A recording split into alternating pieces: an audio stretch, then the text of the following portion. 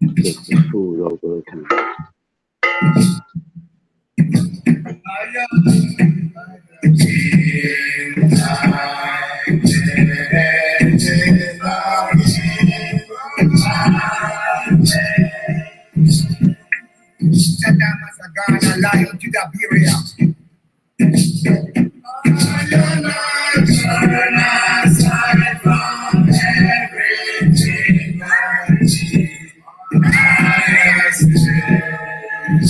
The road we are here that strong.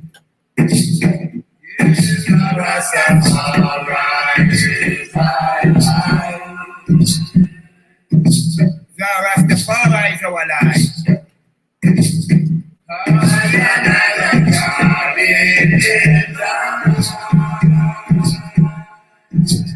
He is the 225th great grandson of King Solomon.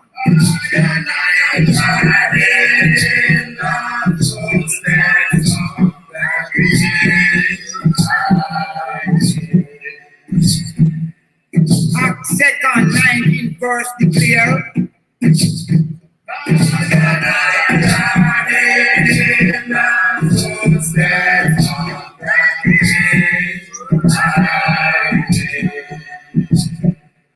Men and brethren, let me freely speak.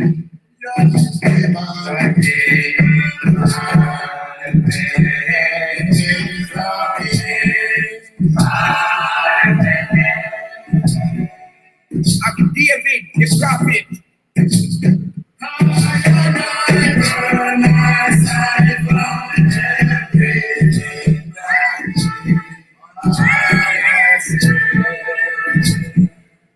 God swear unto David according to the flesh.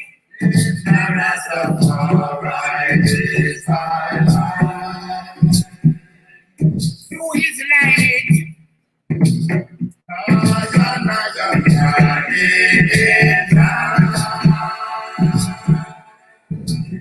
He shall not bring again David to sit upon his throne in the last day.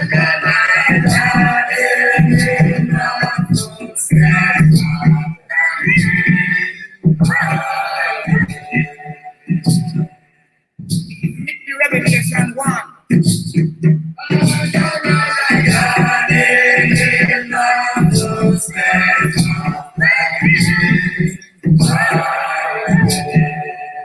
I am the root of David, the bright and morning star.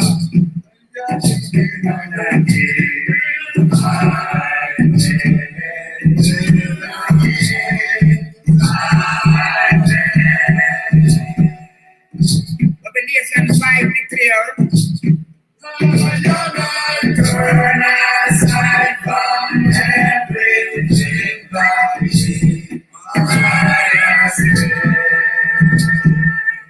there was none born worthy to walk the 7 seas.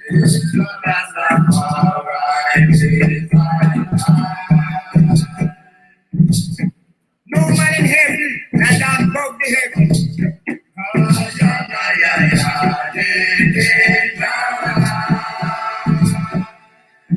No one under the earth, nor up on the earth, is born worthy.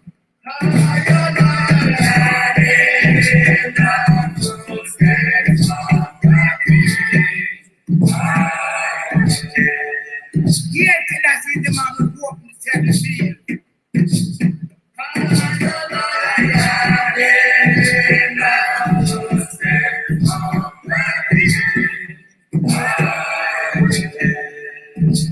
Yes, he was found worthy.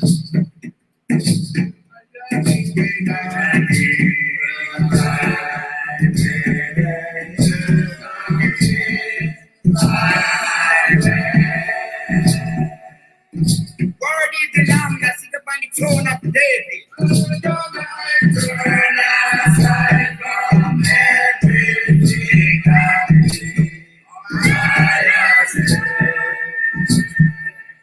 Revelation 17. And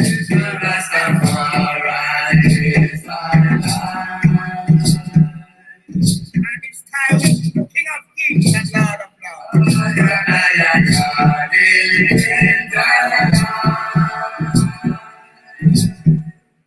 Isaiah 43 declares.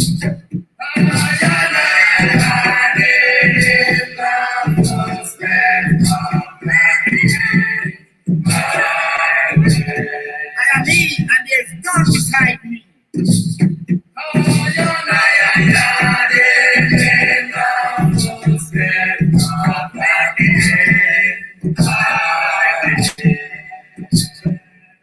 beginning there was no God, neither shall be any after her.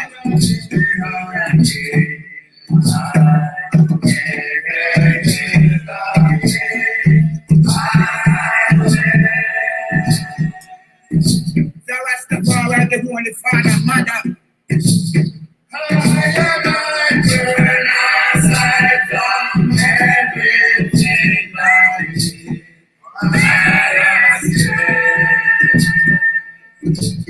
gave Egypt for thy ransom. Hit the whole country.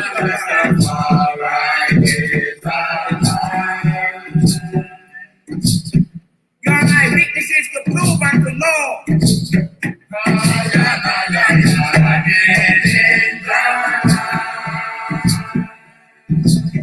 I am your creator, your king, the holy one of Israel.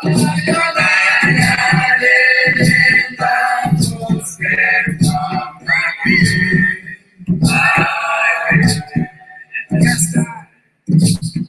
Bring my sons and fathers.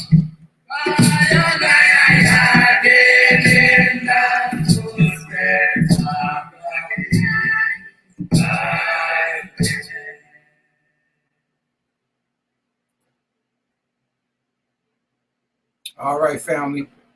Greetings. Welcome to another edition of Baba TV Every Time Fire. And it's my absolute humble privilege, as always, to be in the company of this mighty educator, teacher, warrior, spiritual warrior, and father, family man for our people. And before the priest begins to get into whatever he chooses to get into this evening, I just want to express my condolences to his family, the family of our brother Jacob Blake out in Wisconsin, who was shot 8 times by these brute beast police. And even though some may say, well, you know, it was kind of weird, you know, the way it happened, some may say this, some may say that. But one thing's for sure, we know that the culprit is the same, and our brother got 8 holes in his body. And according to his father, he's paralyzed. Luckily, to still be clinging on to life right now. So condolences to the family of our brother Jacob Blake, and shout out to the Milwaukee Bucks, who, from what I understand, pulling out. Ain't gonna be no more. Ain't gonna be no they boycotting. Ain't gonna be no more Milwaukee Bucks. See, one thing about it, white folks, if black folks pull out of America and actually it's like taking the salt out of the damn food. Your economy is already the Most High already has your economy in a shambles with all this going on around you already. If black folks decide to pull out on you, I'm not going to give you no damn break. Those of you who are not familiar with Baba TV, we don't compromise with the cracker. We don't compromise with the peckerwood. Baba TV Every Time Fire was not built on that. And whether you support me or don't support me is irrelevant or immaterial when it comes to this enemy. So we deal with them forthrightly, although we know, well, you know, Baba, black folk, I do it too. I didn't say nothing about what black folks in the state, after being robbed of a thorough knowledge of self, are not doing now by automatic, systematic remote control. I'm not saying that. I'm just saying that there are others more qualified to deal with that than me. So you won't hear that too much from Baba. with that being said, Priest, I have rambled on enough, sir. And without further ado, family, our brother, which he'll probably go in on me tonight for being a bad boy. Nah, bro. Listen, peace to the family. You know, I'm here cooking dinner, but certain things was pressing on us. So, Baba spoke on the family. Our condolences to the family and whatnot, and you know, Baba TV and the listening room would do the listening room DC. What we gotta do to make people know, like, you know, whatever we want to do, people, that's what we're gonna do. Whatever we come up with collectively, that's what we're gonna do. Me myself, you know, I'm greeting everyone with perfect love and everything like that. I had a few questions because I'm not questioning what is happening to us. That's not a question. All that's facts. They're killing the people on the street. Okay, that's facts. I got that. Okay. You got a company down here in the DMV area called Not Reaching. Not Reaching. So they made a little pouch that you put on your car. And so whenever the police run up on you, you have your hands at 10 and 2 already. So when they ask you for your ID or your insurance, whatever, you know, it's right there where you're not reaching, but they can see it on your dashboard. So we had to come up with ingenuity so people can stop killing us. That's what we gotta understand, people. We gotta come up with a solution for people to stop killing us, not us retaliating on people, because that's a waste of time. Okay, we never gonna get enough of them or none of that.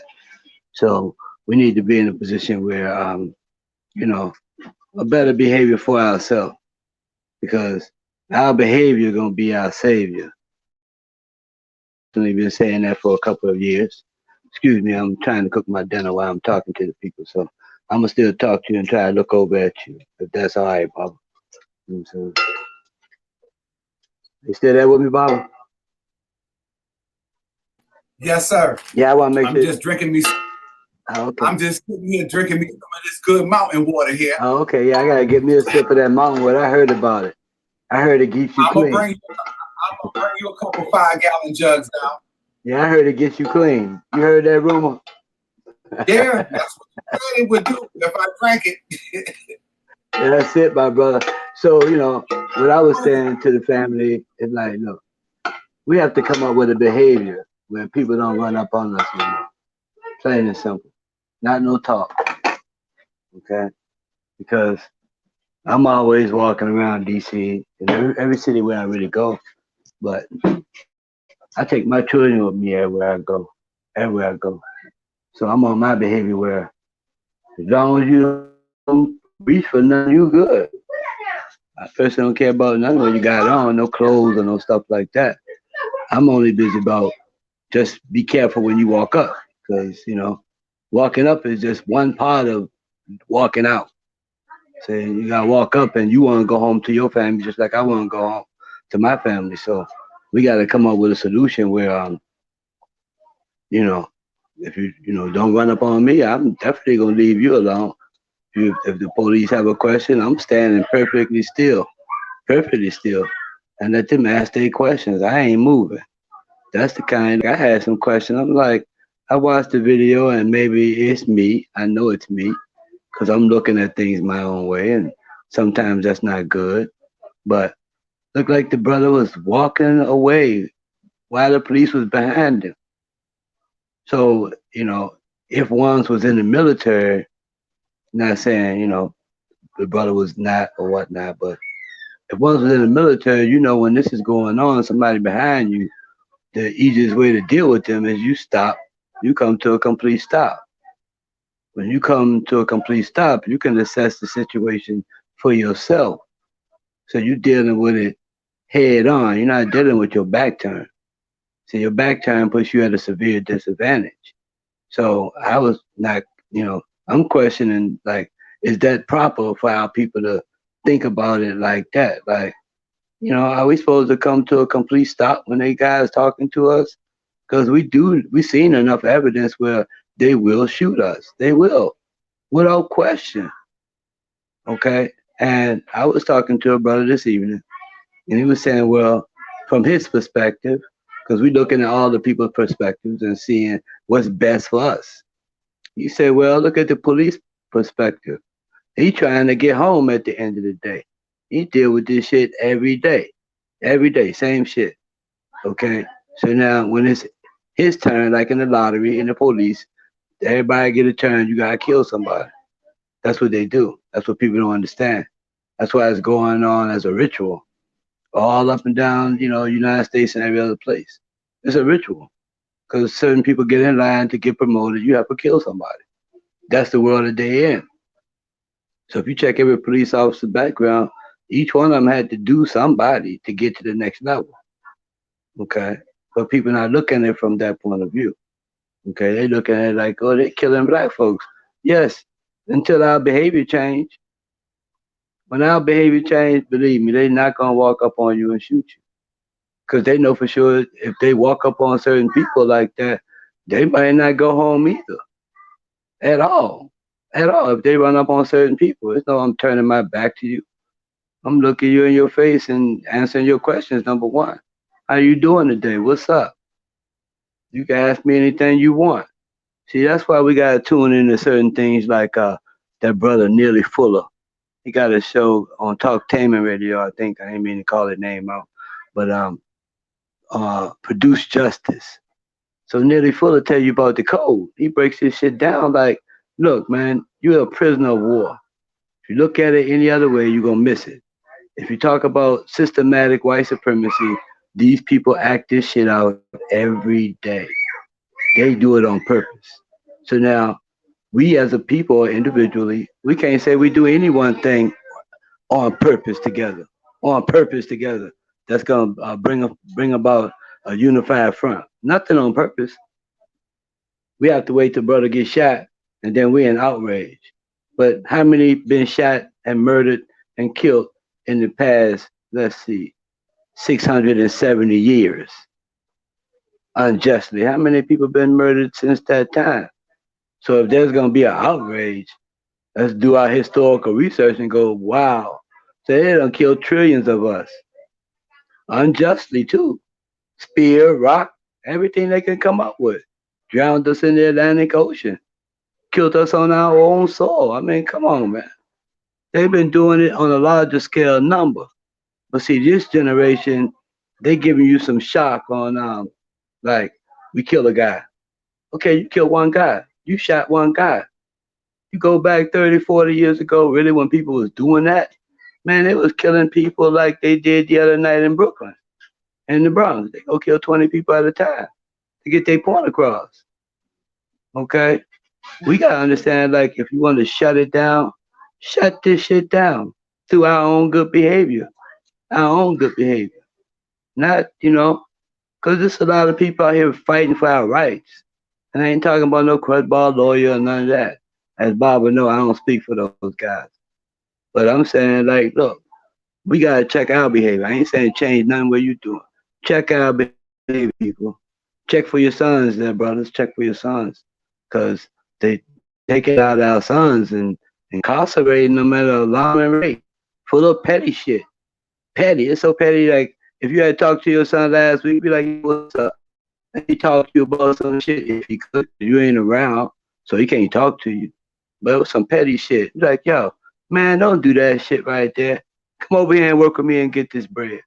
And then we be working with our sons getting this bread. Because I'm telling you, these youngsters they got some superior knowledge, man.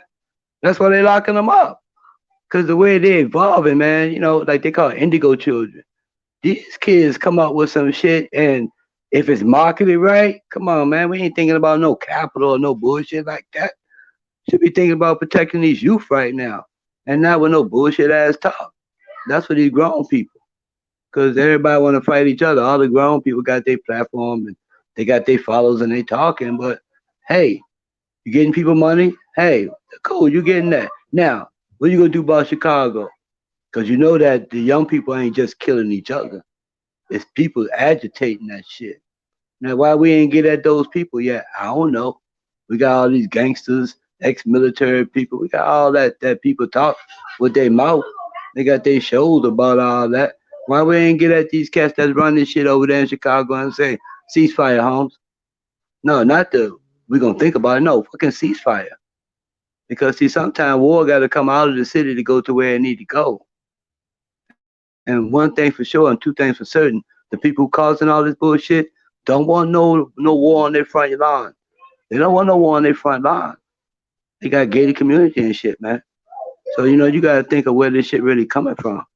It's coming from higher than where you fight.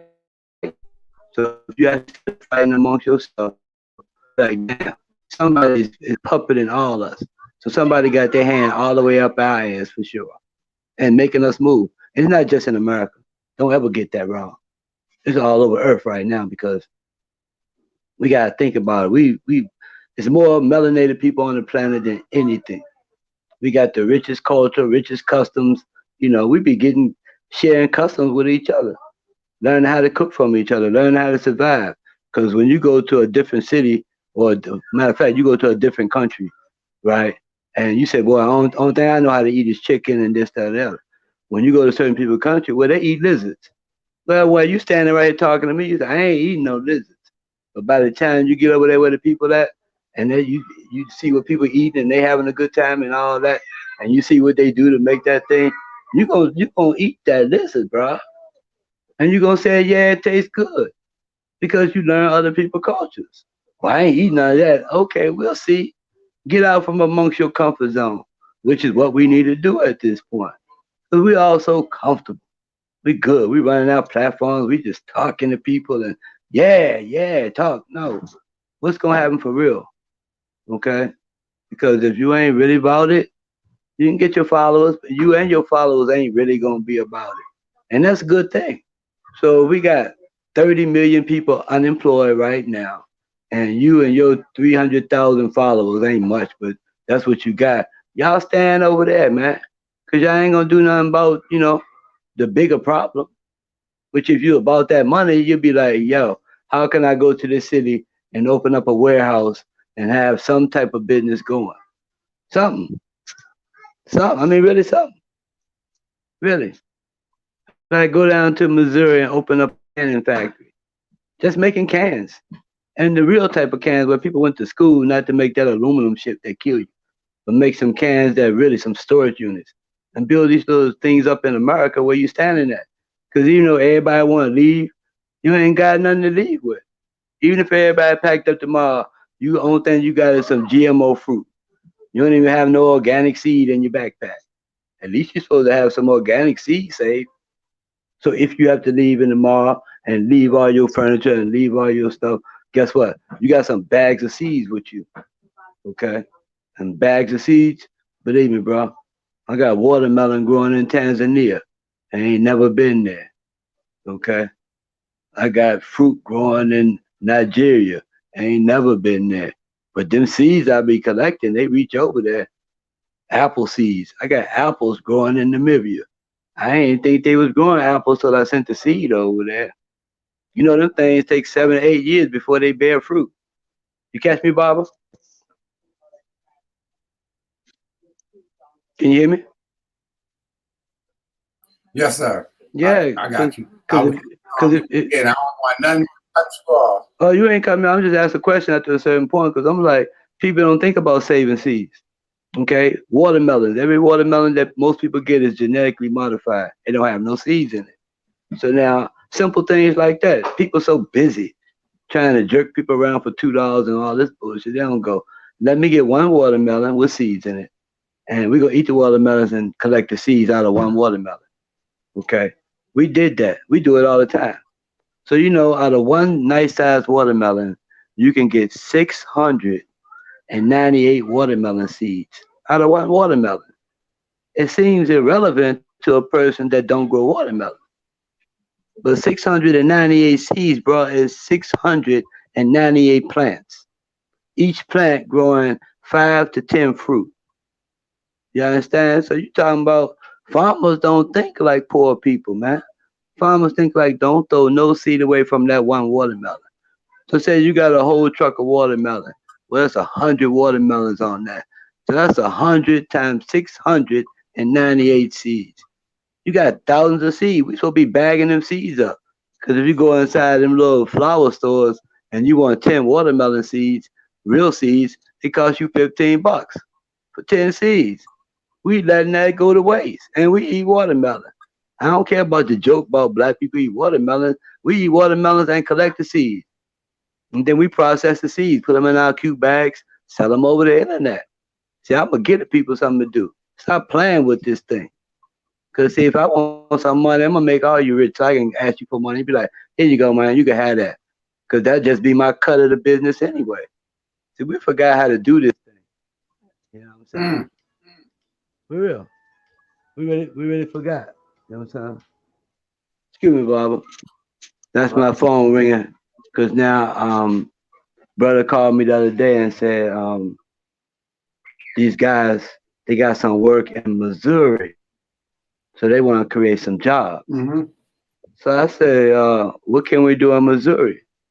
And the brother said, well, herb is not really legal or nothing like that, but we can make a bag plant down there. I said, bag plant? He said, yeah, because everybody want pretty bags for all their product. So we exploring that just to make bags and create some jobs. Okay? And be one of the biggest bag distributors in America. Just for all different type of bags. And that was something we thought up and acting out in 3 days. You know what I'm saying? Mm-hmm. That makes sense? That Yep. makes sense? Yep. Okay. So now we're creating 50 to 100 jobs in the writing that we're doing right now. And everybody that's working for the company is making $25 an hour. So you think about it good, because that's our minimum wage for working around us is $25 an hour, because we got to have a working living. So we want all our people to have a working living. Okay.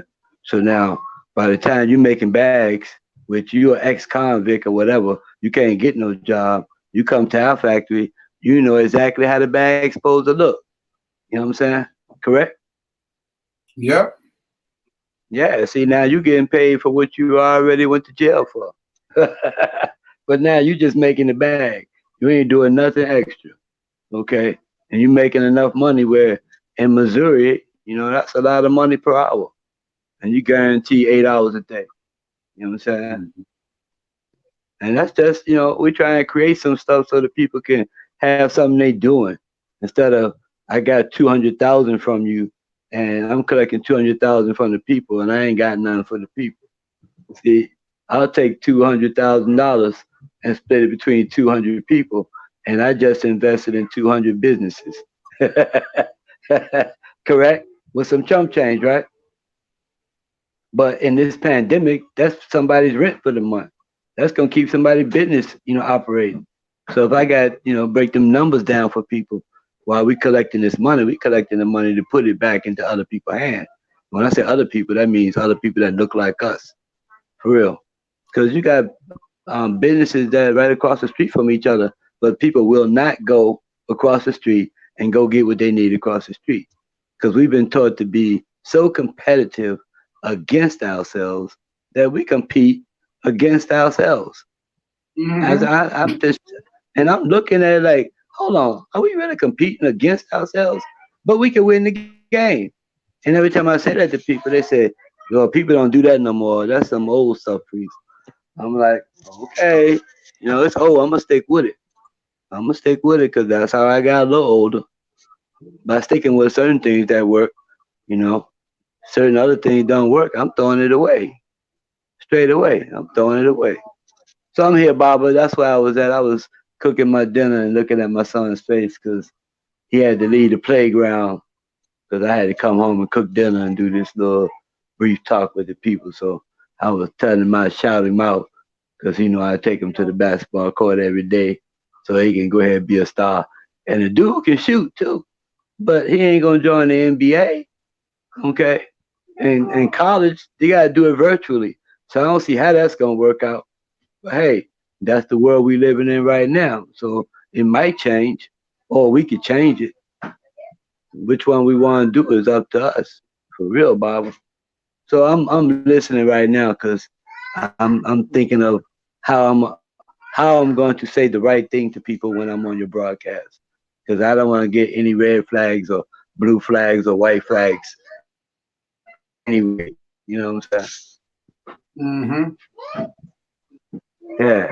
Priest, you know you on So that was group economics right there, 101. And ever since I've known the Priest family, that's one of the major things that he always talk about and carry into practice too. With everybody around him is that basic bartering system and coming together, like Marcus Garvey said, and actually putting that into practice. That pure Garvey teaching that. well, look at this way, Bob. If I teach them and they prove that it works, even if it ain't work to them for them the whole way, even if it ain't work for them the whole way, you could take it to the next level. That's what young people call it, next level shit. I'm gonna do some next level shit. Come on, man, let's go. So they're gonna take the basis and the foundation that was provided for them, and they're gonna build on that. Because the only thing the elders did and the older people did was build a foundation. So what if it ain't got no walls? Put some walls in it. So what if it ain't this? Then put some of that in it. So what if it ain't that? Then put some of that in it. You got it. It's in your garage. Put that shit in there. You know how much stuff we waste every day and every year because we as a people, we got to have the next newest shiny thing. They doing the same shit they did to us in the beginning. They take your land and give you some shiny shit, and you go, damn, I got a house, but I I don't own it. You ain't never gonna own it. Don't pay them taxes. You'll find out quick. But I paid 30 million for it. Yes. Now your tax is not paid because your accountant that you hired on a recommendation from somebody that you know didn't pay your taxes for 3 years. And you go into the court. How you doing, my brother Wesley Snipes? And you go into court, and the people say, "Well, you owe $5 million." Wesley Snipes went in there with $8 million and say, "Look, I'm gonna pay in advance so I never get caught up again." They said that's a feisty nigga right there. Put his ass in jail. You understand what I'm saying, Barbara? Yep. So sometimes some things is just too much. Okay. So we gotta have what a thing called a pressure switch. I know it's hard for brothers and sisters to understand it, but you're gonna need a pressure switch because we destroying our own relationships. We destroying our own children's future. And we think we doing something, but we ain't doing nothing. We're going backwards. We're going way, way backwards. So when people can walk up to you and shoot you in your back, that's to show the world that that's their intention, to shoot you in your back. So why you got your back to them is my question. I'm talking to you in your face. So if you got your gun in my face, I think all of us that ever had a gun in our face, we know it's like you got two choices. Either answer every freaking question or take this shit and blow it fucking brains out. Period. That was the only thing you got. Now a lot of people in jail right now for life. Because they chose like, you run up on me with that, then I'm gonna use yours on you. Because I don't have one. Search my house, search every place, search every person around me and see there's not one gun around me. So if you come to me with a gun, then if you get shot with it, that's on you. You brought that shit to the table. Okay? That's been my teacher. Because my others say if you doing good, people walk up to you doing bad, you can't turn around and do bad on them. Oh no. Because they better at doing bad than you. They better at it. And they came equipped. Only thing you got on you is your couple dollars in your pocket and your smile because you was on your way to go do something. You know what I'm saying? You know what I'm saying? We wasn't even doing no nothing to bother you. And that's what happened. The brother was, according to the news and whatnot, he was breaking up a fight. So he breaking up a fight, then look what happened. He getting shot for breaking up a fight. So it looks like doing good is not profitable. Because see, that's the narrative to our people. See, that's the narrative to our people. Like, oh, if you break up a fight, man, you could get shot by the police. No, you can break up a fight. One guy show up, be the guy, be the man, and be like, look what happened, bro. What's happening? They got their guns drawn already. So if you the one breaking up the fight, the guns are automatically on you. They on you. They ain't on no next guy. Cause they don't want to see no guy, no man. They don't want to see no man in our community standing up and saying, "No, we ain't doing that no more." See, I grew up with men like that. The man them around me, man, they did 17, 18 years in prison. So when they came out and tell the youngest, "No, we ain't doing that," you ain't doing it.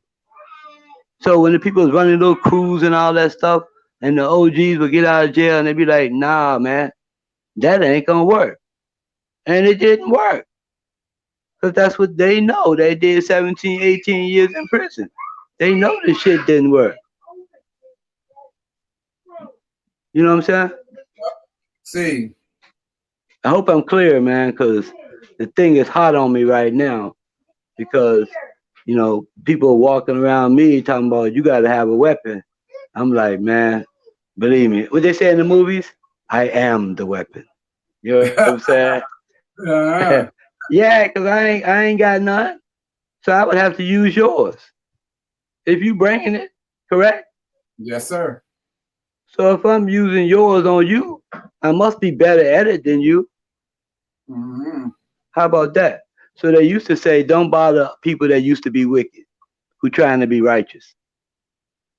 People who trying to be righteous don't have a trouble because they used to be wicked like what you doing.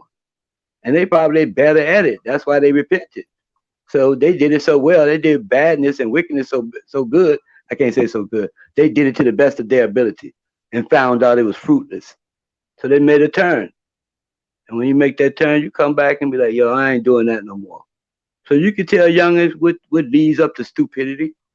We better stop acting like we frightened of these kids, man. Because I don't know, you know, about that. I don't think I'm fighting for no kids or no grown folks. Okay. So me, I know when you say, well, not you in particular, but when people say white people this, white people that, look, it's certain people on the earth that's trained. Most of them white people that's shooting people in the back and stuff are not from America. Okay. These people are imported from different countries, man. So that the people, white people from America, don't have any culpability. You know what I'm saying? The genetically white people in America are not held culpable for none of it. Because they're going to go back in the guy's background and say, Shawinski, oh, yeah, man, he's really from Russia. Or he's really from Poland. You know what I'm saying? You with me? So, people got to look at it like, what are we prepared to do? For real, what are you prepared to do? Not to talk about it. Because think about it. We read a lot of books. The books are helping us. No problem. No problem. Now, what are we going to do after we read 329 pages of a book? What are we going to do after that? Are we going to apply page 79 to make the situation better? Or are we just going to go read another book and then go read another one? And then you got 5,000 books on your shelves, and the only thing you managed to do was tell people how smart you are. That's all you managed to do. You're a smart guy. Okay, you got 5 degrees. Okay, you traveled around the world. Okay, good. You did this. You did that. Fine. Now, how is that affecting people here in America?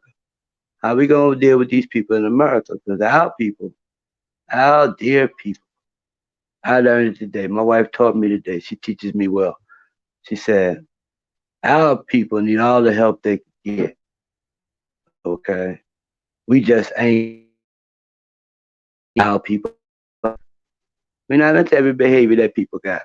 Because their behavior should be their savior. Their behavior should be their savior. Okay. Yeah, it's got to be more fire for white supremacy. But guess what? Everybody is a prisoner of war. If you think about it, the way the brother Nearly Fuller said it, Nearly Fuller, you go back to Produce Justice and check out Nearly Fuller and go read him out. And you check his book out, right? I think I got it over here somewhere. Hold on, let me see what that thing. Right. Yeah. Yeah, because we reading all types of books, but are we reading the books that's relevant to, making a code? Because if we got a code, right, then we'll act accordingly when we out and about. See? Okay, I think I got it right here. There you go. Okay, because we need to have like, let me see if that's it.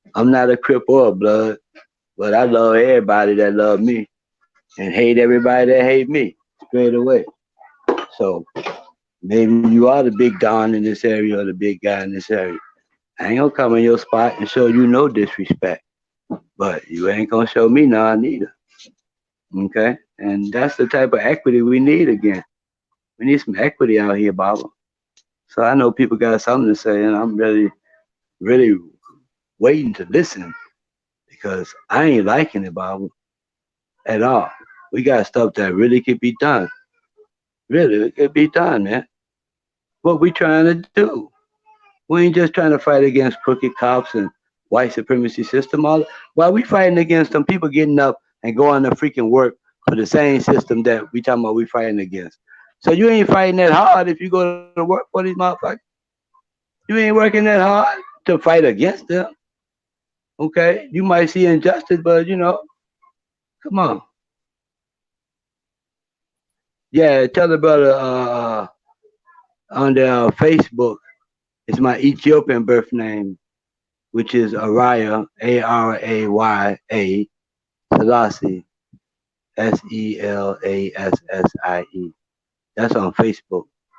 The other page is the Holy Trinity Community of Ethiopia Restoration House, LLC.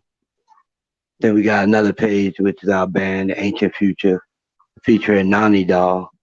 That's a page, I think, you know, because I'm learning how to do pages, different pages, so different people want to deal with different things. So the music we dealing with, TV, plays, theater, all that type of stuff. So, in those areas, you got all types of diverse people, as they call it. So I don't argue with nobody what they do. But you gotta live clean around me. And what you do is what you do. Just live clean around me. And you can express yourself whatever you gotta do. Because who am I to tell you you can't shake and flip and flop? That's you. Do you? But if you make a statement on earth like a straight black man is not welcome, then you know what you could do with that shit straight away. Keep that. Keep that where it's at. And I won't trouble you at all. Because I know for sure whatever you're doing, you ain't making no baby. So it's gonna end in this generation right here. So, keep that shit 100. And, we'll keep it 100 with you. All right, Baba, what's the word? Yes, Let me sir. know if I'm balanced. Let me know if I'm balancing that. Oh, you always balance, priest. Perfect Okay. balance. Yeah. Yeah. Because, anybody got something they want to ask to the brother, let me hear what they got to say, man. Because we could talk about stuff that don't work all day. But what's the plan to get something rocking? Okay. Because, like I said, um, when I done with this show right here, brothers trying to call me because they want to build a bag plant in Missouri near St. Louis. It's like a bag plant selling bags. See, now when we used to do criminal shit, so we selling bags, people say, "Oh man, you living that bad life." No, now the whole world is legalized ganja, and we selling them the bags. And guess what? They always need bags. So they ain't never going to not need a bag. So we're gonna create some jobs that 10, 15 years in the making. So people gonna hold their jobs so they can pay for their house, so they can pay for their car, so people ain't gotta repo their shit. Cause I experienced that. And I ain't really nobody reporting my shit. That is not good. You know what I'm saying? Especially when you gotta live in your van and they repo that shit. You like, oh man, I gotta do something right now. But there's the Almighty, so you pick up and keep living. And you can't take away from the hardship that the people are living right now because you got 30 million new unemployed people. That don't that ain't got nothing to do with the people that was already unemployed and underemployed and got to do dirt to get money and all this and sell their poom poom to get money and all that. I mean that whole sexual whatever to make money. Nah, man, because you're killing off the generation after you. and the generation after them. And you just keep killing off the generation after you. You say you having a good time, but you ain't really having a good time if you know you killing the next 3, 4 generations just by the shit you doing today. Excuse my language, Bob. I'm on my Mm, mm, time right now. mm, You know what I'm saying? mm. Right. Priest, It was talk a little bit about the show coming up on the 28th. oh yeah, man. We got the band director from Duke Ellington, Reginald Sinjay. This brother right here is a one of those artists that been putting music out for years. Because people don't listen to the jazz or that type of stuff, they really didn't get the support they need. So that just like any other musician, they had to go out and get a job. So he went out and got a job, became the head of music and whatnot at Duke Ellington. So now I'm like, I'm gonna call him up and get him on my show. So the brother was very responsive to me. He said, "Yeah, sure, I'll do it for you. Come on, what time?" I said, "That's what time." So we did the flyer, we did the arrangements, and I'm gonna have him on my show on Friday, which is he's due to be interviewed at 7. So I'm gonna play some music that black people should have been supporting the whole time of other black people. Excuse me for using the word black, but lack of a better word, indigenous people is what my wife called them. So now we want to bring this music up and show you where we just didn't have a beatbox and a voice. We had 5 or 6 people that was the musicians, the engineers, and we were all on stage together to make the sound come out. So if we there to make the sound come out, then that's what we're doing, Bob, to make the sound come out. So I'm bringing this boy on my show, so they please can tune in. They can see where it is, and then we're gonna introduce you to some music, man. You might want to take your shoes off. You're out there working hard and all that, and you can just tune in, and I'll help you tune out. I'll help you tune out for 2 hours. I ain't gonna say you be nodded out or nothing like that, but you're gonna catch your breath doing this 2 hour show because this show is not to take your breath away, it's to make you breathe comfortable again and be like, phew, I'm really working my ass off to make this shit work, even during this pandemic. So we want the listeners to catch that type of vibe. You know what I'm saying? Mm-hmm. And it's only for 2 hours, so they can go back to the music they were listening to directly afterwards if they choose. You know what I'm saying? Mm-hmm. Please Yeah, so talk a little bit about the history of Sancopa store, the owner and so forth, and their well, work in the community and what they do. well, well, look at it this way. Sankofa, right? That was built by the brother Heidegger Rama. Heidegger Rama built some nice movies that you can look up his name, Heidegger Rama. And they played, the movies played, but they didn't get the notoriety of regular people movies. Okay? They didn't get the support like regular people movies get through, people never support it. So now the brother bought the building and created the bookstore where artists and book writers could put their books in there and get they sold, and you could actually reach the Ethiopian audience, okay? Because now you have to think where you're people of color and whatnot. You got Ethiopians here, you got Nigerians here, you got different people here. So Sankofa was built to have a oneness where different people from different origins can come make it happen. Yes, I. Yeah, so that's what they did. So if you go to Sankofa on Georgia Avenue, they still there. They fighting the government right now because the government want them to pay $7,000, $8,000 a month extra gentrification tax. Okay, so they're in court right now fighting why they should pay a gentrification tax. They don't call it that, but that's me playing nice. Okay, so now what we're doing is rounding around Sankofa as always, and making it happen because Sankofa make it so that artists can come in and showcase their music, come show a film. They can have meetings in the building. We had meetings in the building from one of the nonprofits that we had there for like 8 or 9 years. IDOR, International Development of Rastafari.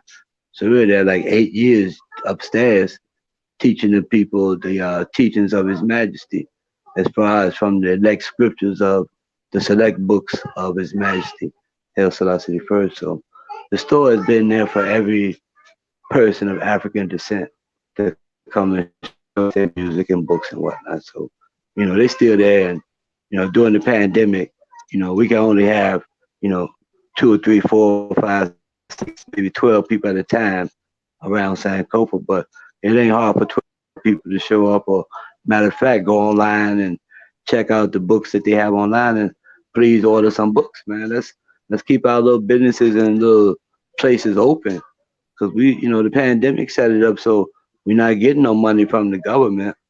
So this 20,000 and all this money that people giving to all these platforms, turn around and get that money to the individual stores, and then become an investor in the store. So then you get your money back all the time from investing in these stores. And if these platforms don't support these stores making more loot, then we can't pay your mortgage no more. Sorry. Because these platforms is this to help us. According to me, anyway, I ain't the boss, but it made sense to me. If you got 200,000 followers and everybody put in $10, that you got $2 million. So if you got that type of stretch, you having a house ain't my priority. Because I know in LA, you go out on the street right now, people is out there all under 5 and all these different highways on the street. They got a whole town look like homeless people took over, just sleeping everywhere. For real. And these are things that people know. But people can't do nothing about it, because now people gotta say, well, we put $3 trillion into the stimulus package, but we won't put any money whatsoever into the people. You know what I'm saying? We won't put no money into the people stuff at all. And people don't. They don't. They don't even put no money into the regular people. So if you don't put no money into regular people, what we got? We got nothing. You know what I'm saying? We ain't got one thing, Bob. And that's me talking. I had to come outside because my people done got to the point where they don't like be constricted in this house no more. This corona or whatever they call it, they got them so they know what their house look like thoroughly. You know what I'm saying? One of my sons said, Dad, this thing is like being in prison. I'm saying, yeah, if you actually divide the space by the people in it, yeah, it could be like that. But prison is different. Okay? Your bad behavior will show you that shit ain't shit when you get behind bars. Your baddest behavior. Because there's a different rules there. So now they got us out here in the street acting out this bad behavior on each other to see if we could trip each other up or we could cause each other a problem. And I'm like, nah, Baba, we gotta say something about this, man. We gotta do something about it. We got these radio shows, we got this stuff. So we're gonna play the music and all that, but call us on these shows, man. Let's talk about some stuff. Because I know people got an idea on how to fix some stuff. I know they smarter than me, Baba. I know this generation smarter than me. I know that. I bet money on that. And I don't even gamble. But I bet you the young people got more brain than me. Okay? I know that. Ooh, that sounds like it calmed down in here. So I'm there. Any questions? I'm still there, Bob. All right. People in the comment section, do you have any questions for the priest?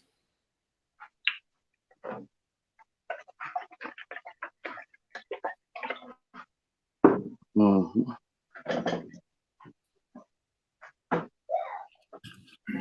Somebody got some love over there. We getting mad at what we do. I ain't making everybody mad, did I, Bob? Okay. I've been known to get people all upset when I'm talking to them. I'm trying to leave room so people can catch it where I'm trying to get a reasoning with them. Like I'm saying something, excuse me, either it makes sense or it don't. If it makes sense, then let me know. You know what I'm saying? Like the brother Boyce Watkins. He's like, if I said the right thing, put a B1 in the chat and all that type of stuff.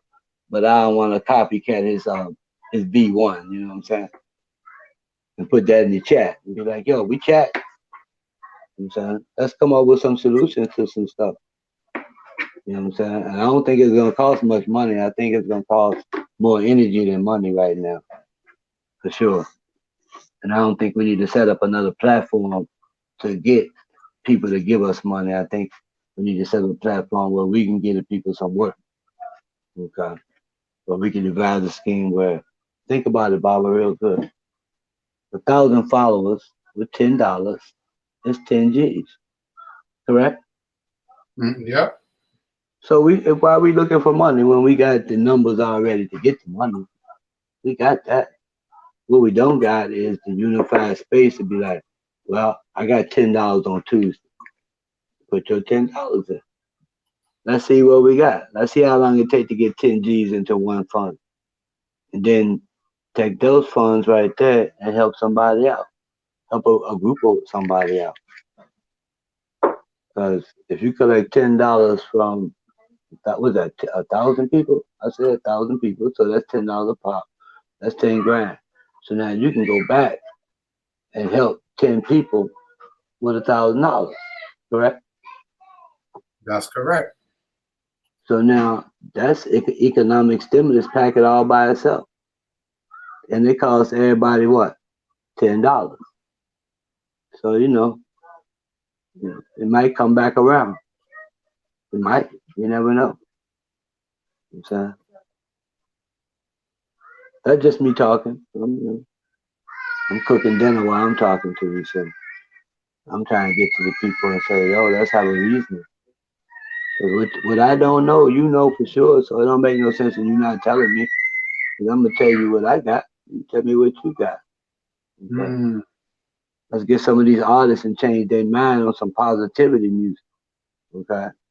Meaning we going to do some positivity. Because without the positivity, we got nothing, Baba. We got nothing. I mean that, nothing. How long we going to sell about Poom Poom and cars? Two-seater cars. You got 4 children. Who going to sit in your Ferrari with you? Really? I mean, I look at it every day. Okay? I can't even buy a car. I have to buy a Mercedes Sprinter just to fit me in my house. Minimum. That's a minimum. Okay? I used to like Mercedes two-seaters. But now, if I buy a two-seaters right now, my wife ain't gonna ride because she ain't gonna leave her children. So now I got 9 children left in the house, right? Who gonna get in the seat with me? I gotta leave everybody else in the house. So there's no selfish thing where I'm building on. They said we know what keeps us divided. What is the thing that we will unite for, and who picks it? Is you pick it. Is you pick it. You the guy who said it. Since you said it, you pick it. Now, how many people you got with you already? The brother say he a conscious body fitness brother. Come on, bro. Who don't need to be fit? Raise your hand. So who don't need that brother services right there? Okay. So why we don't keep it in business? Because everybody needs what he got. You need to have your body straight. Okay. So now when we say age protected, this brother could make money with us, and then he'll have time and resources to deal with the old people and help them with therapeutic exercises to keep them old. That type of stuff. See, he says something, I'm saying something. Now you can tell me if that's real and attainable. If it's real and attainable, then how much? Then because he already in it, it ain't gonna, what they say? It's gonna cost damn near nothing to pull this off. The right marketing scheme and it's on. We are on. And that's what we want. If that's what the brother asks, I hope I'm saying the right thing. He can respond, let me know. I'm trying to get with it. If that makes sense. No sense. That's how. Cause listen, like we got a lot of professionals on this thing. Don't nobody have to tell them what to do for their business. Black Lion, Live Up King, Straight Talk. The elders have enough meds for just putting in some work right now. Majority have their mind on the newest vanity. Throwing it out for the next generation of children. Well, no. And guess what? I don't want them type of people thinking about my youth at all. None of them. They so busy doing whatever they doing in this generation. Don't think about my children. Don't never think if they got pampers or not. Don't worry about it. Because for real, they mine and I'm going to make sure they got it. See, them type of people. See, because I ain't got no more time for them type people. at all. I'm not here to correct them type people. Because you get up every day to do what you're doing. So if you get up and do what you're doing, then that's what you do. If you spend 28 years and 5 months and 3 days doing what you're doing, I ain't here to build or take your shit down. I want to see what it look like. Let's see if the walls are sturdy, if the windows are in. Let's see if it's warm in the wintertime and cool in the summertime. Is your shit thorough? That's where I'm at with it. We can play games later. Fuck, I play domino too. You know what I'm saying? I don't play chess, but I play chess in the real world. I don't know if that's applicable to what we're doing now, but yeah, straight up. People don't have to care about our youth no more. You know what I'm saying? Stay what? Stay far? They gonna stay far anyway. They ain't got no choice, my brother. What do you mean? When people see us, they know already. Look, if you didn't have no good intentions, go cross the street. Just like when they got this 6 feet apart. When people see me and my crew, because we always walking 5 deep, 6 deep, 7 deep, 8 deep, they already know. Walk across the street. We got our masks on, but you walk across the street. Because it ain't look like I'm gonna step off the curb. I come from segregation where in the past is you, melanated person, have to step yourself off of the curb when these people show up. No, get you move your ass off of the curb. There's more of me than it is of you. So get your and matter of fact, it's your behavior that got everybody sick in the first place. Cause you know good and well ain't none of us. I got a brother that did go to China, and I got a sister that went to China the other day. But we ain't go to China like that to bring back no disease. So people cut that shit out. See, people brought that shit themselves. Okay, and we fighting it without natural behavior.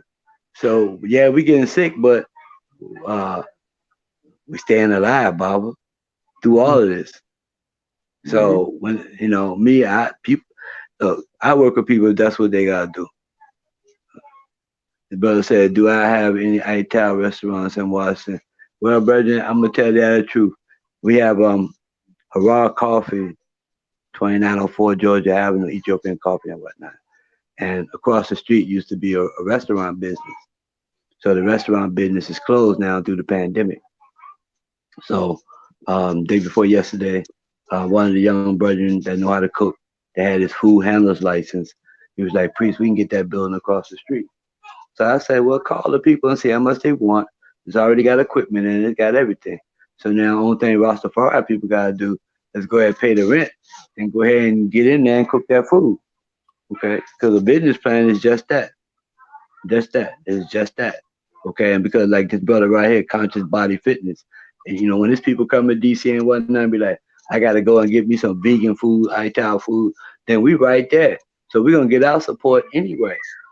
Okay, and it's small enough just so 8 people at a time could come in and sit down and get their food. Which, like I said to finance dude today, because when people tell me something, I talk to other people that can facilitate it. See, I might can't facilitate it, but I know some smart people around me. So he was like, "Yeah, it's a smart idea, man. You can just have 8 people in at a time, but 8 times 100 is like 800 people a day. When you feed 800 people a day, well, you kind of like your rent is paid, I think, or your mortgage is paid, I think, and you ain't killing nobody while you feeding them. So 9 times out of 9 times, they'll probably be back tomorrow. Okay, and you got different food you cook every day because you remember ITAL food, we cook different ITAL every day. So we got corn soup today, we got this, we got that. So you're not gonna eat the same thing every day. So that's gonna keep the business in business the whole time. So we gotta use what we know already, people, and go back to work. Period. Because ain't nothing stopped. We couldn't get no job in the first place. Okay, let's go do this. Okay. When I talked to the guys that brought the project in Missouri to us, there's some different type of people that's involved in it. I'm gonna just say it like that because I don't do color unless it's green, and that's the herb. The herb. I ain't focused on the money too much. Just the herb.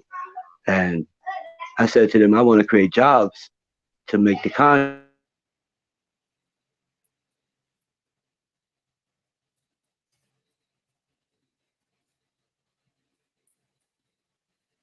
to Uh-oh. Hold on a minute, family. I'm trying to type something here. All right. I messed up on the title. My spelling got to go. You hear me? Priest, you stuck there for a minute, sir. You probably might have to log back off, and there he We'll comes. get back connected soon. Yeah, There, you know, this we lost. this time of night, you know, my phone ring off the hook this time of night, you know what I'm saying? Mm-hmm. So my apologies. So yeah, Americans need iLIKA herbal teas during the pandemic. So now check this out. The little restaurant across the street from the coffee shop, right across the street on the other side, is Blue Now Botanical. So Yes, Bob sir. will tell you about Blue Now Botanical. We've been in business almost 40 years. So they got every Yep. type of tea and raw tea, sea moss, everything you need. So literally, we can open up the restaurant, next month, and we can get all our teas from across the street from the same people of color. So we can just join on ideas like that. And then the people with the loot, they know how to do that. You got people that been in the restaurant business already. And then we'll go start these smaller operations and get 4 or 5 people a job and keep it moving. So we're not making all the money. We're just making our money for, let's say, organizing the thing right quick. Give 5 or 6 people a job, whatever, at each position that we build. So when we get some jobs out, it might be 5 at a time, but guess what? We're gonna have at least 100 businesses running. So it's good for an old guy. So at my resources and whatnot. Do you believe in psychics? If you want, I believe in you. Why not? If you a psychic, why not? Mm-hmm. That's psychic or physics. Did you say physics or psychic? Psychic. Psychic. That's what If you it's. want, I believe in it. Why not? Because this is what happened. Based on what my wife said, I have to deal with our people. I love our people, period, unconditionally. I just don't deal with every behavior. So if a person has a behavior that at the end of their behavior, I'm affected by some detrimental manner, I don't want to be around that. Okay.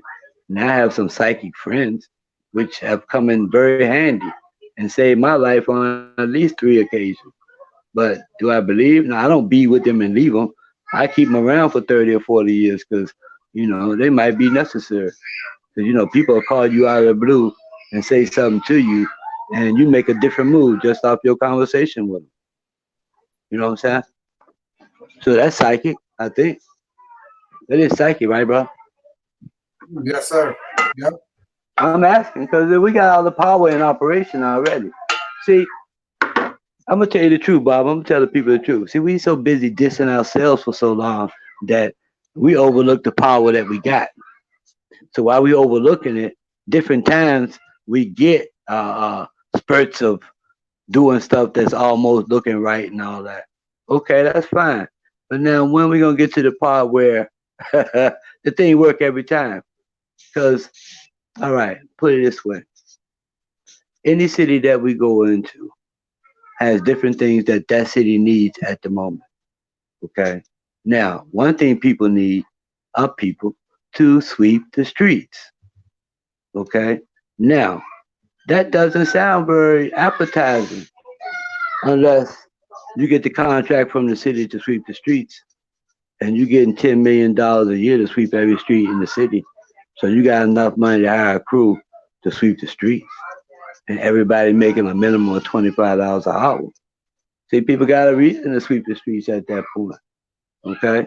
And they don't stop working because the streets are clean. That means they did a good job. So they go keep their job so the city can stay clean. Okay. Prophets can predict the future. Yeah.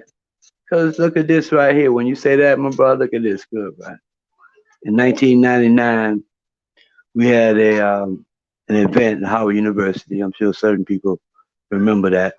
And at Howard University.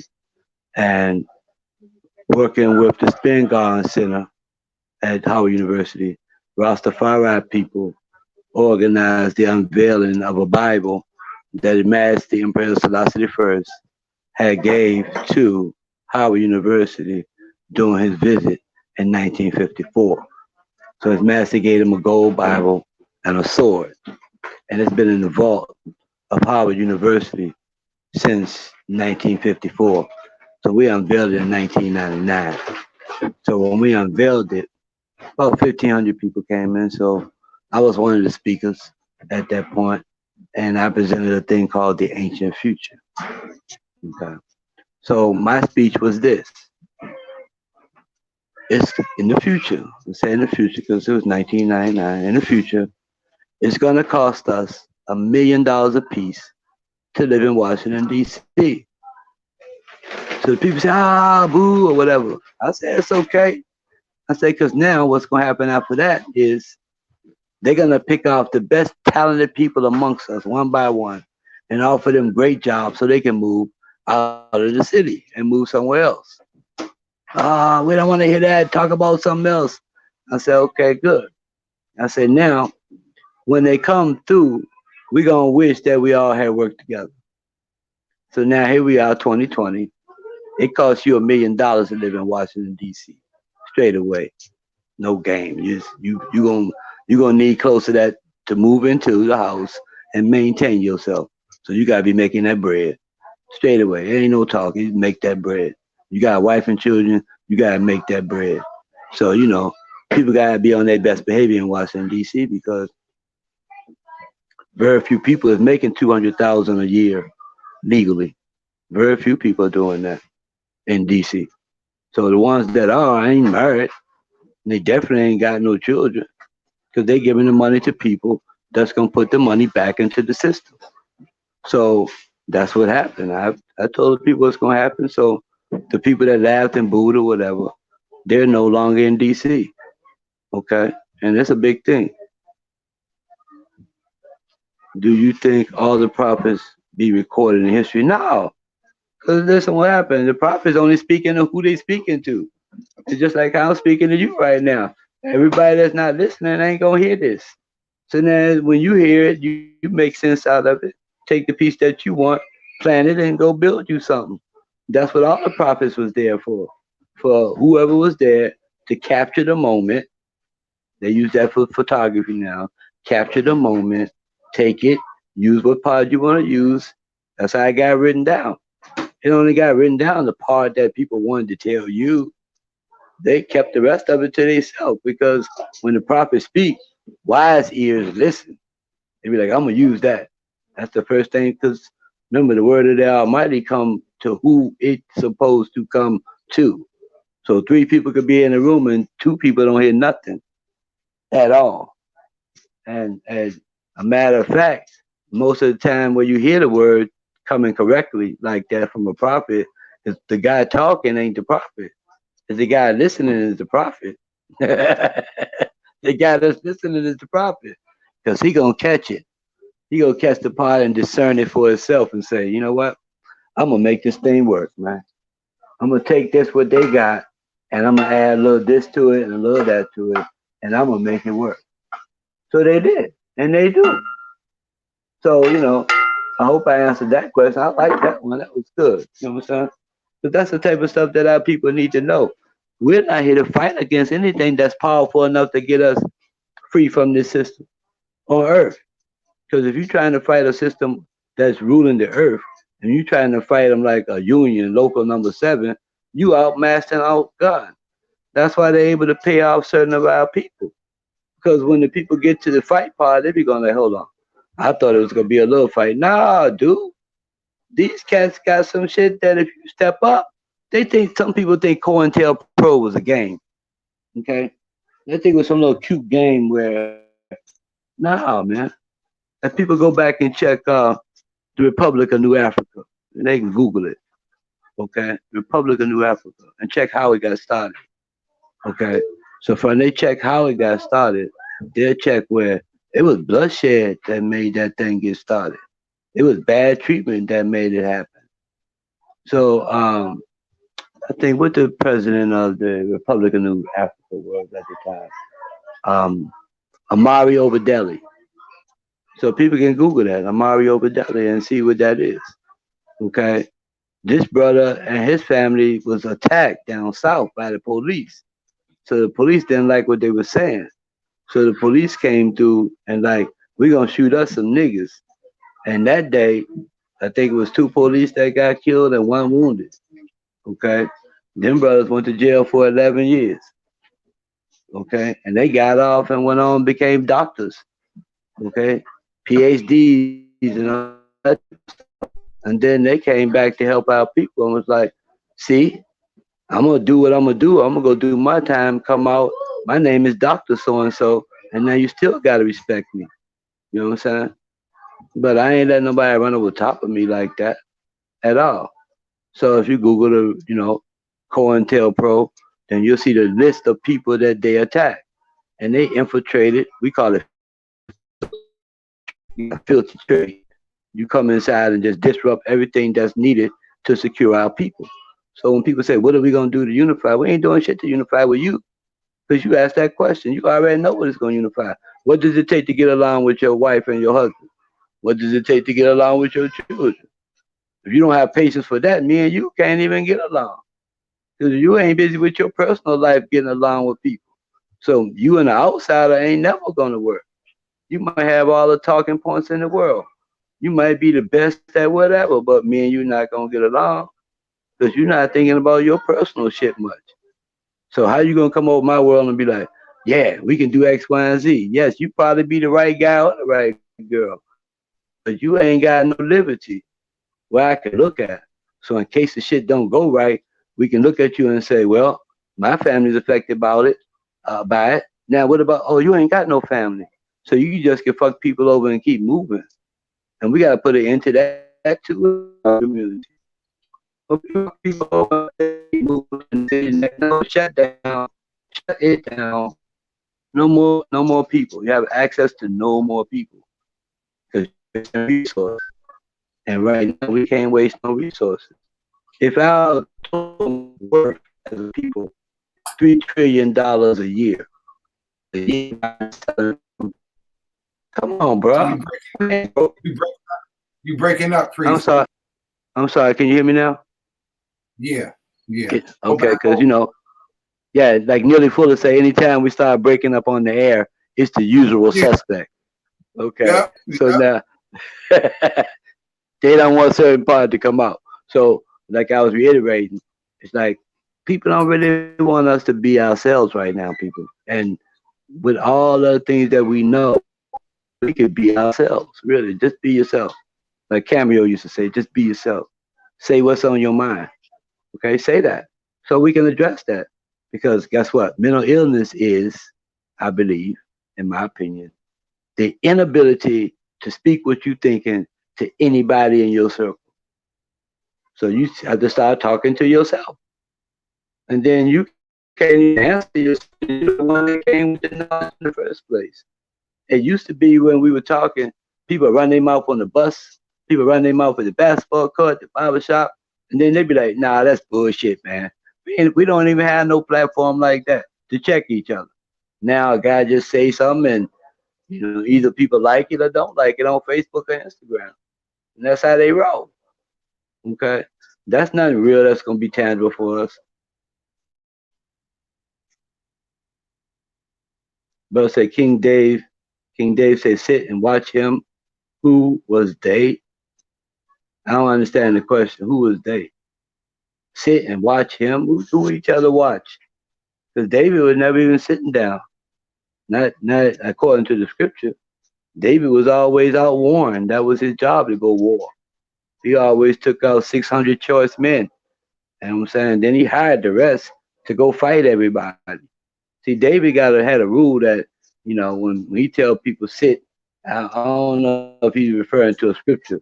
So he said Psalm 62 or something like that.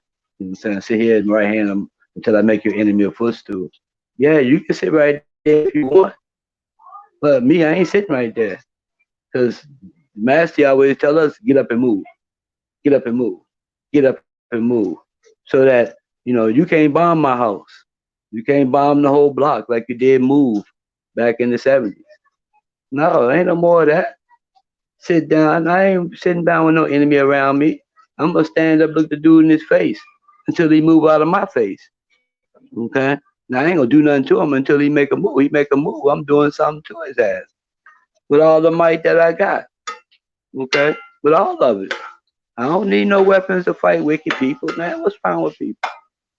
You think you need a weapon to fight these people? They got all the freaking weapons. They can look at me talking to you in my house, cooking my children dinner right now. They can look through my walls. What you got to compare to that? Anything? You got anything that compared to the technology that these people have developed in their system of white supremacy? What you got? Because I ain't here to fight against no people. Okay? But like I said, David, he had his men, he took them out to war. Now David think people didn't like him because of what he did to people, take their wives and all that stuff, which is man, they do that shit all the time anyway. But see, David had rules when he went to war. If you went to war with him, you got an equal cut or whatever they took. Or equal cut.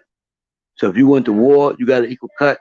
If you stayed at home and watched the house and make sure the women and shit was safe in it while we left out to go do our work, you got an equal cut of everything we did. So that's what made the people loyal to him. All the way till the day, people loyal to him till this day. Because when he go out to do some work, everybody eat, bruh. That was the teaching. Everybody gonna eat when we do a thing. Because we don't feed greedy people at all. We feed the hungry. Greedy people can go do whatever they was doing anyway. Because you're greedy. You can't come over here and outlaw part of food. We'll take a pot of food and keep feeding the people. And you want 10 bowls of food. Yeah, you can get 10 bowls of food, but go over there to Whole Foods and go get some more provisions while we cooking it. Then you can eat as much as you want to eat. See, Huh? We'll cook it. Don't mind cooking for the people. What do you mean? But you like eating, then bring the food over. Bring the food over so we can deal with it. You know what I'm saying? Yeah. You give it, we can share it. You know what I'm saying? What do you mean? Are we well organized? Well, I'm gonna go back to saying what I was saying to you.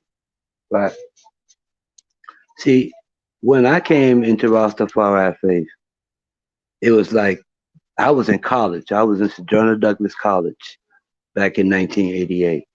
So if you go back to Baltimore and check Sojourner Douglas College, it was a hub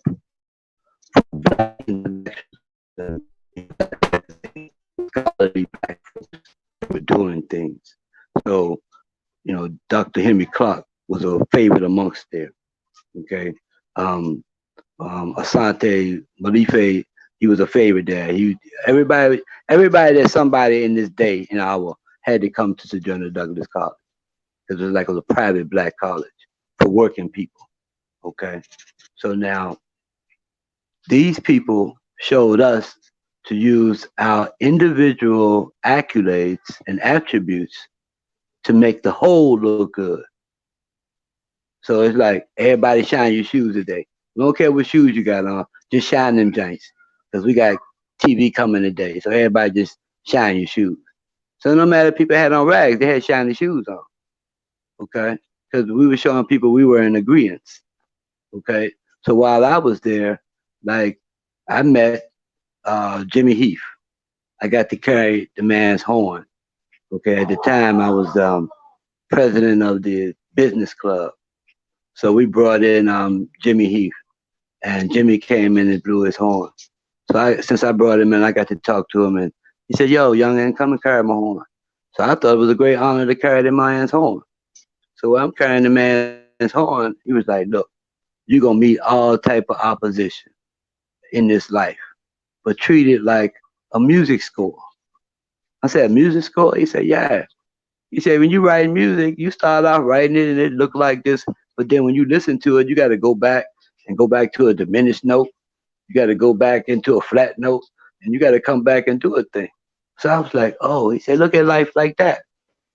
So when you look at life like, oh, you got to have some diminished things, you got to have some stuff, or you got to go high pitch. I mean, you got to make stuff happen. This is not no stay at home type of stuff. And back to the brother question, are we well organized? Well, look at it this way. Like I said back in 99, I told the people what was happening. And I, man, personally ain't never stopped. That's why I'm still in DC in the same house for 30 years. Because I ain't never stopped doing what I was doing. See, people will tell you that they know me already. It's the people that came through this house right here already named Dr. So-and-so that came through this house 20 years ago. They already done built schools in Ghana right now. They already done built scientific institutes in Ghana right now. They came out of this little kitchen where I'm at. It's a little small house, but them youngins came out of this house. You got lawyers that came out of this house, engineers that came out of this house. Because I'm just a priest, so I'll get on your nerves. See, I'm not gonna be a lawyer. So when you flunk the bar, I'm gonna tell you what you need to do to pass it. Cause you're gonna be the lawyer, not me. Okay? When you being an engineer, I want you to be an engineer because I'm selling your process. So if you look on my website, the Holy Trinity Community of Ethiopia Restoration House, you'll see that the type of jobs that we offer people.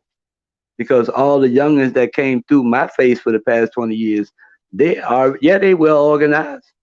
Because they the people that's doing shit right now. They doing what they doing in their capacity. So do we have 100 people show up anymore? Nah, ain't none of that because ain't no time for that.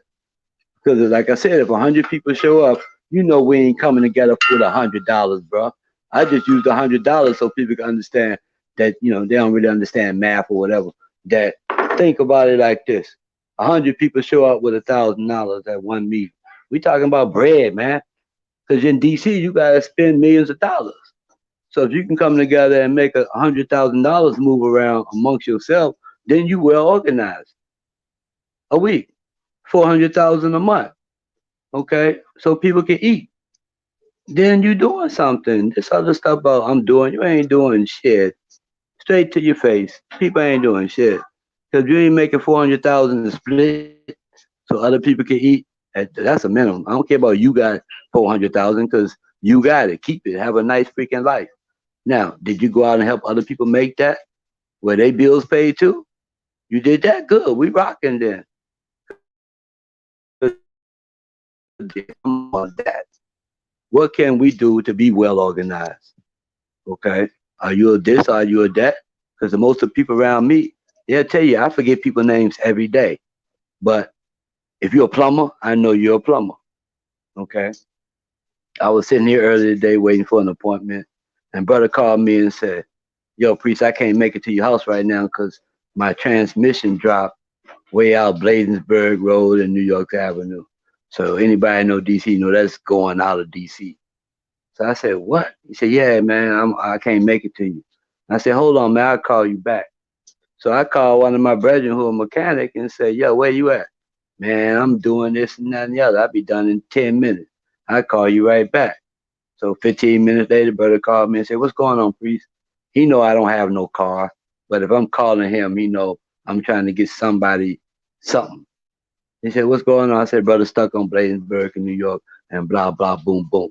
He said, "All right, give me a minute. I'm going to get my tools."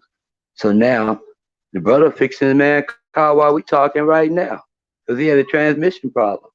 So my brother had to go just because I called him and go fix the man's transmission straight away because I'm not leaving my brethren out there. He called me and said he can't make it to the appointment with me because his shit broke. Well, look, I'm gonna get your shit fixed while you out there. We still can't have the appointment, but I'm getting your shit fixed. Okay, so I'm getting it fixed because my brother fixing it. He gonna charge you whatever. He gonna fix it. You gonna be driving. I'm gonna see you as soon as you driving because you're gonna be like, "Yo, I called the priest. He got somebody on top of that shit yesterday." Yes, today, not yesterday. Yes, today, because that's what we gotta do. We gotta be more fluid. Fluid. Be on the game, man. People call you and they need a thing, make sure it happens. You ain't got it, call one of your friends who got it. Be like, "Yo, I need this for that." Okay. I'm known for paying people rent. I ain't got no money like that. But the brother called me and said, "Yo, my rent due, they kicking me out tomorrow." I said, "Don't worry about it, man." Next day I got up, I called a rich guy. He was like, "Man, I gotta do something because I don't feel good with all this money." I said, "Yo, come on, go with me, man. We're gonna pay somebody rent." He said, "Why would I do that?" I said, "Because you got problems." He said, "But I got money. I ain't got no problems like that." I said, "Nah, man, come on, go with me anyway." So we went and I talked him into paying the guy rent straight away. I'm like, "Yo, let's go to the place. We ain't giving the guy the money. We're gonna go to the real estate part where the dude owe the rent, and we're gonna walk into the white people place and ask them how much. The people said 3,000, whatever. My man just took out his credit card and debited that shit and was done. Right. So we left out. He said, "So priest, I did that, man, and I feel better." Right. I said, "Of course you feel better. You got to feel better, bro. You ain't got no choice." And then he turned around when we left. He coming back later in the evening, say one of his friends called him and gave him a contract for $3 million. I was like, okay, bro, let's do that. Let's do that. You do this for the little people, and let's see if we can get somebody else bigger than you to help you out. Because that's what we're supposed to be doing. Hope I ain't run my mouth too much, Bob, because I see I've been getting it on. You know what I'm saying? No, you teaching hard. Okay. You teaching hard. So the brother asked if we well organized. I think we're organized enough to do what we do. Mm. I'm listening. I'm trying to hear you, Bob. You go free. There's another comment for you. Let me see what that say there. Sorry, King David said his enemies would sit and watch him. I wanted to know who are they. Well, your enemies is everybody who gonna sit their ass down. Because remember, if you out there digging a ditch and a guy is watching you dig it, he watching you dig it. You know he ain't with you because he's watching you dig it.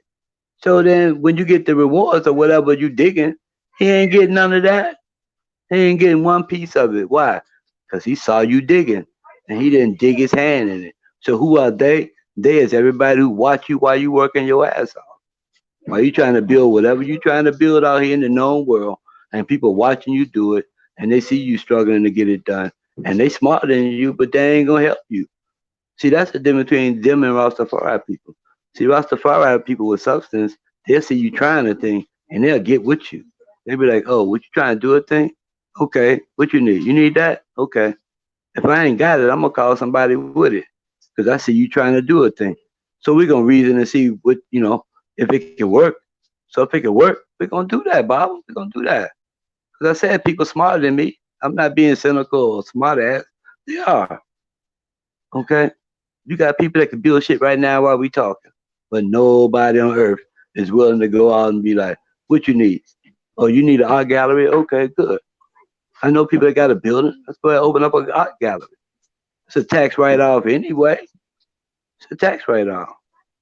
Thank you, bro. I hope it makes sense because I'm undereducated. I went to college twice. I ain't finished neither time. Okay, so that's back like to, is smoking guns are legal in DC? Well, I've been smoking for 44 years, so I think it's legal anywhere on earth if you can get your hands on it. You know what I'm saying? Now, if you can't get your hands on it, I guess it's illegal. That's the illegal part, is when you can't get your hands on it. My goodness gracious. Yeah, bro, it's legal in DC for sure. You know what I'm saying? But yeah, check it out. It's legal in DC, right? But now what happens is a lot of people do stupid stuff and can't smoke it because they on papers. Okay? Because while they were burning it, they weren't sitting themselves down reading a book, writing a book, writing a dissertation. They weren't doing anything. They walking down the street smoking a joint.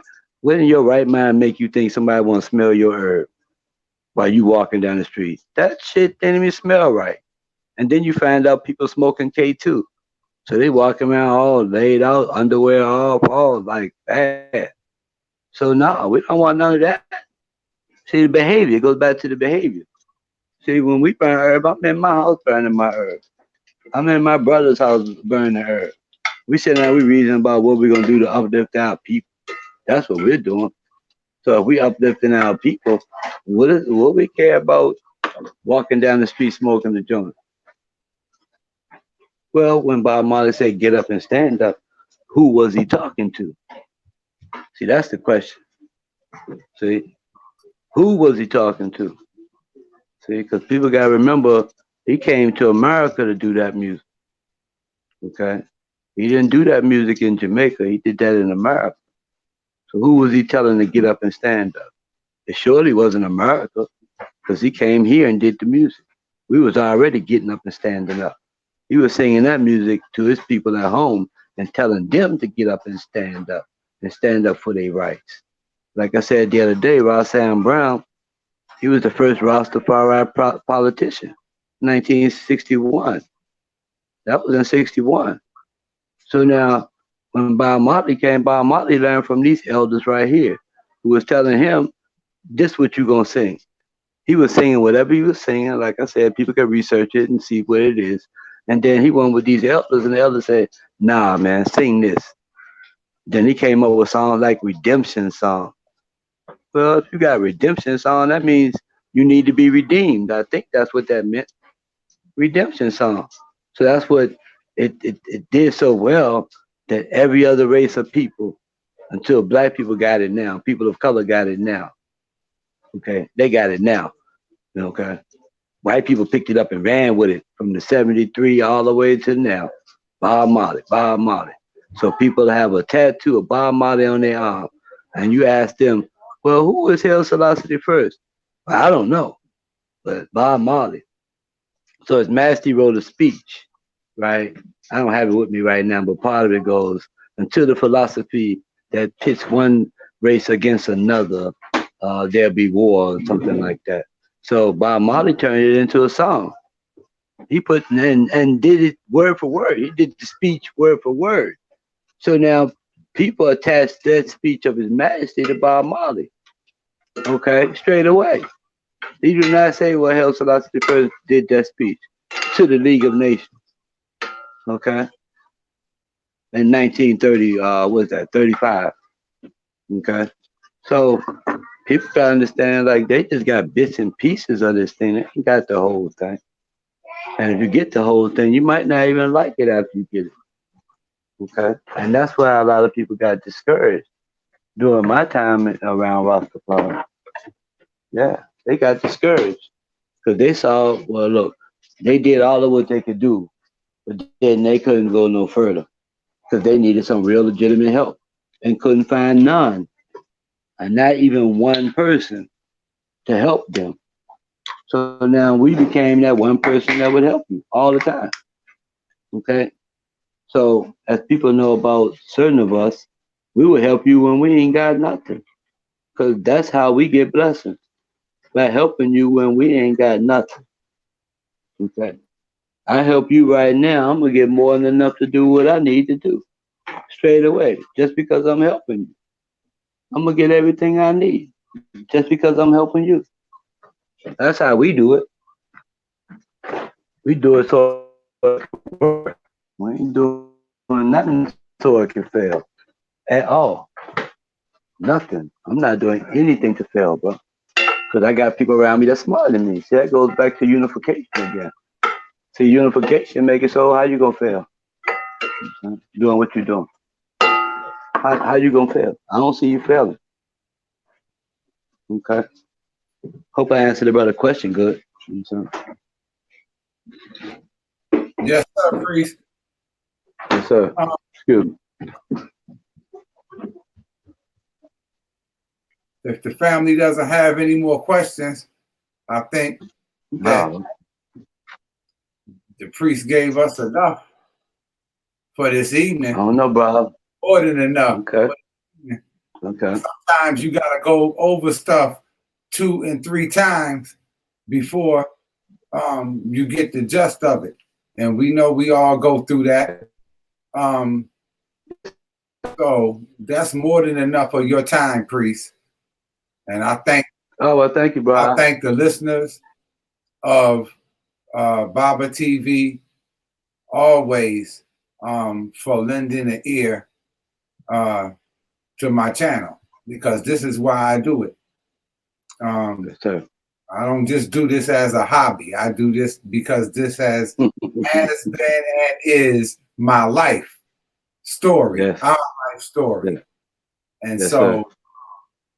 that's what I work so diligently to be a part of and toward, the redemption of our minds, spirit, as we all do.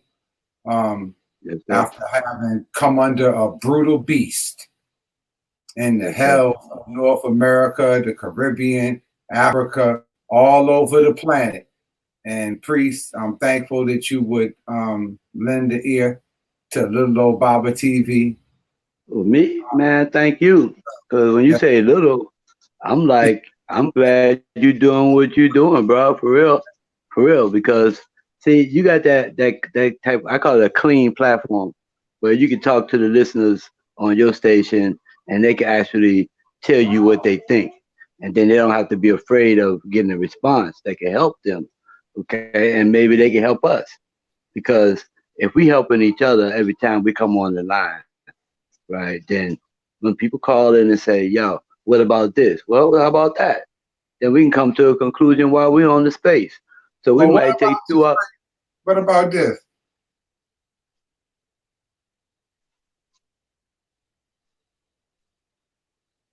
Okay. So now, when the guy said, "Did you see the interview with Bob, an Australian journalist back in the day?" He talked about smoking the plant, relaxing, feeling sun rays. Yeah, he was just talking over the dude's head. If you look at the interview good, he was just talking to him just to, humor him. Okay, because he knew he couldn't talk about any of the things that he learned on the mountain. See, that's one thing that made Bob Marley different. See, he didn't sing to you what you wanted to hear. He sang to you what you needed to hear. So you needed to hear that. You need to hear the redemption song. You need to hear Jump Now Bingy. You need to hear those things. So now when he do the interviews, like any of us, when we do an interview with certain people, we just gonna talk to you about the surface things. We're not going deep with you because every day of your life you don't go deep. Because Peter would always say, when people take you out to drown you, they gonna take you to where they comfortable in the water Mm. before they try to drown you, right? So what you do is when you figure out they trying to drown you, you take them out to deeper water. See, you don't try to swim and save your life and go to shore because you're gonna drown, because they trying to drown you. So you take them out to deeper water, take them out of their safety net, take them out of their safety, and then you got an equal chance to get back to shore. Okay, straight away. It's a strategy. So when people try to take you out, then take them way all the way out there. Take them out there where you know sharks live at. Take them out there where the creepy things of the night is out there. Then you got an equal chance of making it like they do.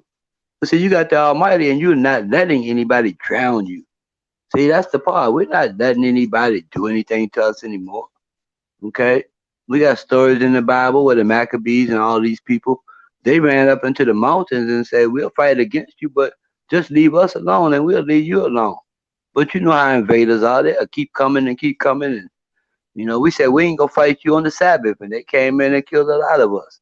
So we made agreements back then that even on the Sabbath, if you come with that wrong intention, we're going to meet you the way you came and carry you out to deep water. Okay? Because number one, people gotta remember, we don't go out and start no shit. Even after all the history that people told us that we slaves, we this, we were great people, we were this and all that. That's fine. Now, what state are we in now? Because all that greatness, where we at right now? Right now. So if we all fucked up right now, excuse my language again. I don't like saying too much, but I ain't got no better word to say we fucked up right now. Then all the smart guys with PhDs ain't helping nothing. They ain't helping nothing. You telling us what we don't know. Now, what we need to know, you can't communicate it. He said, "What? That's right. I can't explain it to the people and say it plain. It ain't for them. If you can't say something to them plain, it ain't for them." See how? Think about this. We all was mixed up in tribalism. Okay, we were all. So none of us is really from our own tribe. So we gotta deal with everybody from everybody else's tribe. Everybody else's tribe. So everybody got different customs. They grew up with different everything. So now, if you grew up in Rastafari, like in the faith, like in that being order in particular, you learn that you only want to hear what the people are saying so you can respond properly. You hearing what they saying so you can respond properly. You're not trying to explain shit to nobody unless you're a scientist. And scientists got their own protocol like, oh, this bacteria does this right here. Handle it with care. So if you don't pay the scientists no mind, you'll find out that shit was wrong what you did. The hard way. So that's how our people have learned so far, Bob. They learned the hard way. And I'm saying experience is not the best teacher right now. Okay, because you experience got robbed, fucked up, and all that. That ain't the best experience for me. Because we learn to hear and obey. When the brother say, each good one teach each good one.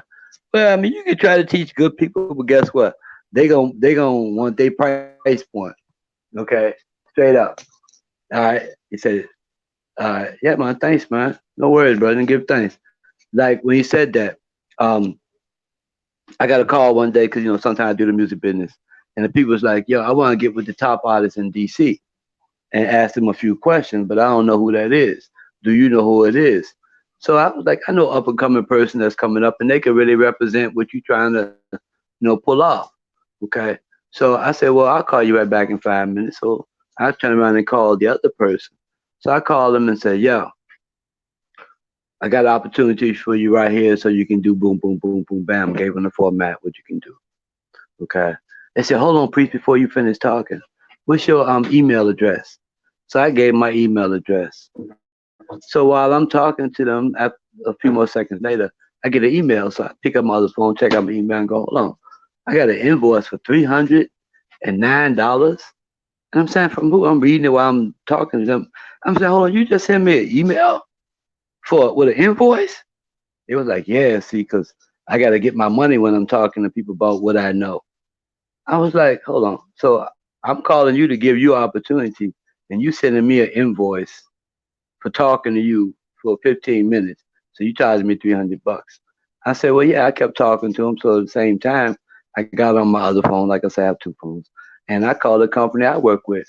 And I said, please send a voice to so and so and so and so. They said, okay, fine. So I held the person on the phone because I really wanted to get him this work. So then they got the email from my company. So my company sent them an invoice for $4,710. So the person got the email and said, priest, what's this invoice for? I said, well, look, it costs 5,000 an hour to talk to me for real. 5,000 an hour. And the company that sent you that, I told them that you charged me $390 or whatever for 15 minutes. So they wanted my share of my money that you need to be paying them because you're taking up my time. Because I didn't get pretty for you, but I work for people. So if I'm under contract to them, they can't have me wasting my time with you talking to you. So if you use them type of bullshit rules on me, I'm definitely gonna use them rules on you. So the person called, we were talking, it was like, oh, priest, well, I apologize. I didn't understand. I said, yeah, of course you didn't understand. That shit you trying to do to me, I can really do it to you. Oh, like the way you doing it. But I'm not on that level where you at. I ain't trying to get up on nothing. I'm trying to pass some shit out to you so you can get to work. So then after you get to work, then you can be like, oh man, thanks, priest, for getting me that work. Okay, now you got your little contract, your little TV show, or whatever you're trying to get. That's what I was trying to get them on, a little TV show. Because believe it or not, people like me.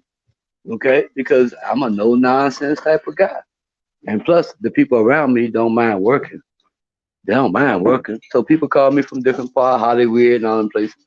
You got a guy? Yeah, I got a guy. I'm gonna give you a work. But you don't get me on the phone telling me how much you like. Well, that's shit. So I'm just saying that, but we gotta look at things and gauge each other properly, so we can stop trying to bullshit each other, because it ain't working, man. The bullshit ain't working on no level. That's why we'll tell you, stop the folly. It's a lot of folly going on, and we doing it to each other on different levels. I'm saying we need to cut that all the way out. Because if you start talking to me sideways, I ain't interested in your money. Like I told the artist today, he was like, look, man, I'm going to sign this contract with you, but I want this, this, this, this, and this. So I explained to him what a 360 deal is. He's selling me a 360 deal for himself. I'm telling him, nah, bro, because you want, out of a music business deal, you want 85-15. You want 85% of your shit, and they can take 15 and do whatever they got to do, which is the opposite of what people do in the music business today. Okay, they take 85 and you get 15. Okay, so it's a different dynamic if you tell a guy, I'm gonna show you how to keep 85 and you're gonna pay me the 15. and anything slip out, then the people outside of us can get the whatever slip out. Because remember, they say the black money only stay in the community 5 hours. But in my world, it's gonna be there like till next week at least. Cause we ain't letting it get out. We want them type of people. So we ain't wishing to be a Jew. We're gonna show them people who call themselves Jew that the reason why they say in that scripture that there are those that claim to be Jew but they not. See, we ain't gotta argue no points with them. We just gonna show them through our behavior who people like Mansa Musa was. You know what I'm saying? Like that. And then they can go back and say, who that? Go research it, go Google it. And be like, oh, that's one of the blackest, richest people on earth. So, that's how we treating it. And that's how we, expect to be treated by all man, woman, and child. All of them. And that's where we get the teachings of his majesty because, see, contrary to popular belief, people had to bow to his majesty. Kennedys had to bow. The prince and princess of England had to bow. Everybody had to bow. And they got pictures of it. They had to bow. Not the other way around.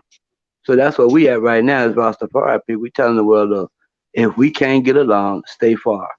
But if you want to come up on us, then you're going to have to bow at the end. And you're going to bow. Every knee going to confess that we running this thing.